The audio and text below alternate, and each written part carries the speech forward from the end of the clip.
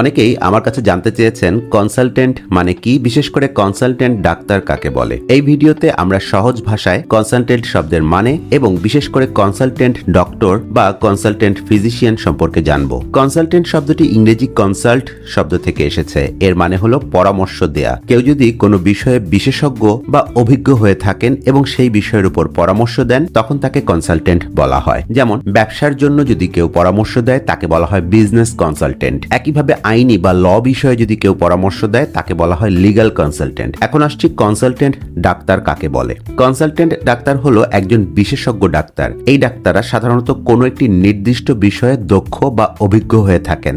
যেমন একজন হার্টের কনসালটেন্ট বা কার্ডিওলজিস্ট হার্টের সমস্যা নিয়ে পরামর্শ দেন, তেমনি একজন কিডনি বিশেষজ্ঞ কনসালটেন্ট বা নেফ্রোলজিস্ট যাকে বলা হয় তিনি কিডনির রোগের চিকিৎসা করেন। একইভাবে গাইনোকোলজিস্ট কনসালটেন্ট মহিলাদের স্বাস্থ্য নিয়ে কাজ করে থাকেন। তাই সাধারণভাবে বলতে গেলে কনসালটেন্ট মানে হলো যিনি বিশেষজ্ঞ পরামর্শ দেন বা এমন একজন ব্যক্তি যিনি কোনো একটা নির্দিষ্ট বিষয়ের উপর খুবই অভিজ্ঞ এবং অনেক জ্ঞান ধারণ করেন এবং সেই বিষয়ের উপর পরামর্শ দেন। আর কনসালটেন্ট ডাক্তার মানে হলো একজন বিশেষজ্ঞ চিকিৎসক যিনি জটিল রোগ নির্ণয় এবং চিকিৎসায় খুবই দক্ষ।